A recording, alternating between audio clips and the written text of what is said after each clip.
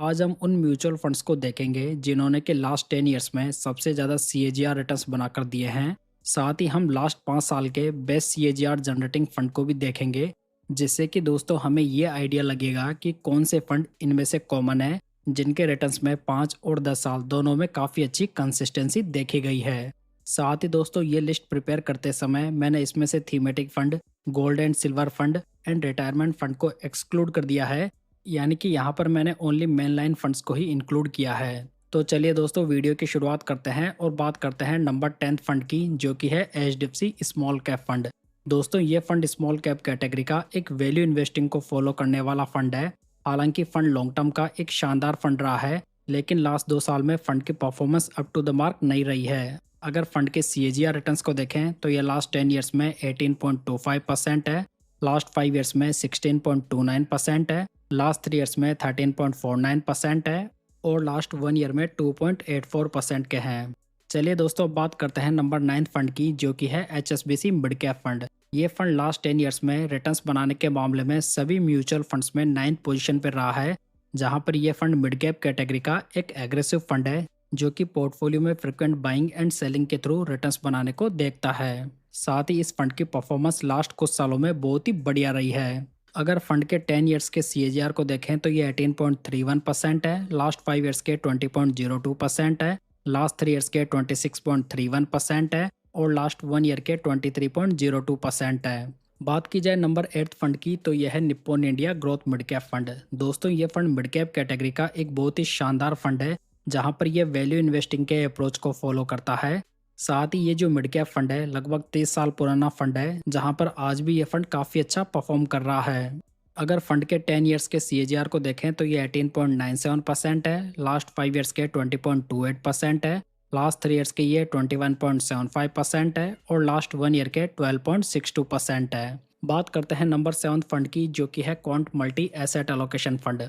दोस्तों ये जो फंड है वो एक मल्टी एसेट कैटेगरी का फंड है, जहां पर इसमें हमें इक्विटी के साथ साथ में कमोडिटीज एंड रियल एस्टेट का एक्सपोजर भी देखने को मिल जाता है। कुल मिलाकर ये जो फंड है इस कैटेगरी का एक कंसिस्टेंट परफॉर्मर फंड रहा है, जहां पर इसके लास्ट 10 ईयर्स के सीएजीआर 18.97% है, लास्ट 5 ईयर्स में 20.37% है, लास्ट 3 ईयर्स में 23.34% है और लास्ट 1 ईयर में 21.47% है।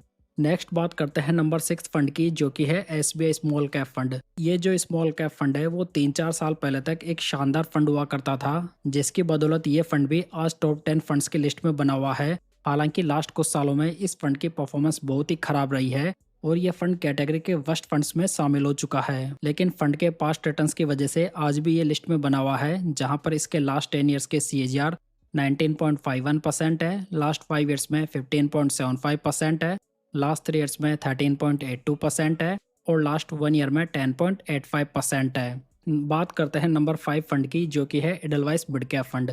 दोस्तों ये फंड मिड कैप कैटेगरी का एक कंसिस्टेंट फंड है, जहां पर इसने लगातार बेंचमार्क एंड कैटेगरी एवरेज को काफ़ी बड़े मार्जिन से बीट किया है। साथ ही ये जो फंड है एक अच्छी डाउनसाइड प्रोटेक्शन भी प्रोवाइड कर देता है। यदि फंड के 10 सालों के सीएजीआर को देखें तो यह 19.71% है, लास्ट 5 ईयर्स में 20.11% है, लास्ट 3 ईयर्स में 23.86% है और लास्ट 1 ईयर में 12.16% है। बात करते हैं नंबर 4 फंड की, जो कि है एक्सिस स्मॉल कैप फंड। ये जो फंड है वो स्मॉल कैप कैटेगरी का एक वैल्यू इन्वेस्टिंग को फॉलो करने वाला फंड है, जहां पर यह फंड पूरी कैटेगरी का लोएस्ट बीटा फंड भी है। दोस्तों प्रेजेंट टाइम में इस फंड को काफ़ी ज़्यादा अंडर एस्टिमेट किया गया है, लेकिन इस फंड ने लगातार बहुत ही अच्छी कंसिस्टेंसी दिखाई है, जिसकी वजह से ये लास्ट 10 ईयर्स में नंबर 4th रैंक पे है। साथ ही ये जो स्मॉल कैप फंड है काफ़ी अच्छा डाइवर्सिफिकेशन तो प्रोवाइड करता ही है, साथ ही इसकी डाउनसाइड प्रोटेक्शन भी बढ़िया है। अगर फंड के सीएजीआर को देखें तो ये लास्ट 10 ईयर्स में 19.96% है, जो कि पूरी स्मॉल कैप कैटेगरी के सेकंड बेस्ट रिटर्न्स है। लास्ट 5 ईयर्स में 17.71% है, लास्ट 3 ईयर्स में 17.76% है और लास्ट 1 ईयर में 12.86% के रिटर्न्स हैं। दोस्तों अगर आप म्यूचुअल फंड को लेकर सीरियस हैं और म्यूचुअल फंड से अच्छी वेल्थ जनरेट करना चाहते हैं और म्यूचुअल फंड में मास्टर बनना चाहते हैं, तो इसके लिए मैंने एक म्यूचुअल फंड की बहुत ही बढ़िया मास्टर ई बुक तैयार की है, जिसका कि लिंक आपको डिस्क्रिप्शन बॉक्स और पिन कमेंट में देखने को मिल जाएगा। चलिए दोस्तों बात करते हैं नंबर 3 फंड की, जो कि है Invesco India mid cap fund. ये जो फंड है वो मिड कैप कैटेगरी का लास्ट 10 ईयर्स का हाईएस्ट सीएजीआर जनरेटिंग फंड है। साथ ही ये जो फंड है एक ग्रोथ मिड कैप फंड है, जहां पर ये कैटेगरी का बेस्ट अल्फा तो जनरेट कर ही रहा है। साथ ही इस फंड की खासियत यह है कि ये फंड लगभग सभी पैरामीटर्स के ऊपर खरा उतरता है। इसी वजह से ये फंड टॉप 10 फंड्स में शामिल हुआ है। अगर फंड के लास्ट 10 ईयर्स के CAGR को देखें तो ये 20.07% है, लास्ट 5 ईयर्स के 21.11% है, लास्ट 3 ईयर्स के 25.97% है और लास्ट 1 ईयर के 12.18% है। नेक्स्ट बात करते हैं नंबर 2 फंड की, जो कि है क्वांट स्मॉल कैप फंड। इस स्मॉल कैप फंड ने लास्ट 2 साल पहले तक इस कैटेगरी में तहलका मचा रखा था, जहां पर इसके रिटर्न्स इतने बढ़िया थे कि ये फंड किसी दूसरे फंड को टिकने भी नहीं दे रहा था। हालांकि लास्ट 2 साल में फंड की परफॉर्मेंस उतनी बढ़िया नहीं रही है, बावजूद ये फंड इस लिस्ट में नंबर 2 पे टिका हुआ है, जहां पर इसके लास्ट 10 ईयर्स के CAGR 20.73% है, लास्ट 5 ईयर्स के 19.82% है, लास्ट 3 ईयर्स के 18.90% है और लास्ट 1 ईयर के 15.77% है। चलिए फाइनली बात करते हैं उस फंड की जिसके की CAGR रिटर्न्स लास्ट 10 ईयर्स में बेस्ट रहे हैं, जो कि है Nippon India small cap fund. दोस्तों ये फंड स्मॉल कैप कैटेगरी का ही नहीं बल्कि बाकी सभी कैटेगरीज में best CAGR generating mutual fund रहा है, जहां पर प्रेजेंट टाइम में हाई AUM की वजह से इन्वेस्टर्स इतना ज़्यादा इस फंड को पसंद नहीं करते। लेकिन फिर भी यहाँ पर फंड के लास्ट 10 ईयर्स के CAGR बेस्ट हैं, जहाँ पर लास्ट 10 ईयर्स में इसके रिटर्न्स 21.93% है, 5 ईयर्स में 20.23% है, लास्ट 3 ईयर्स में 17.78% है और लास्ट 1 ईयर में 12.85% है। तो दोस्तों ये थे वो टॉप 10 म्यूचुअल फंड्स जिन्होंने के लास्ट 10 ईयर्स में सबसे ज़्यादा CAGR रिटर्न्स बनाकर दिए हैं, जहाँ पर हमें small cap funds and mid cap funds का दबदबा दिखाई दिया। अब बात करते हैं 5 साल के बेस्ट म्यूचुअल फंड्स की, जहां पर नंबर 10 पे आता है HSBC मिड कैप फंड, जिसके की CAGR 20.02% है। नंबर 9 पे है एडलवाइस मिड कैप फंड, जिसके की CAGR 20.11% है। नंबर 8 है Nippon India small cap fund, जिसके CAGR 20.23% है।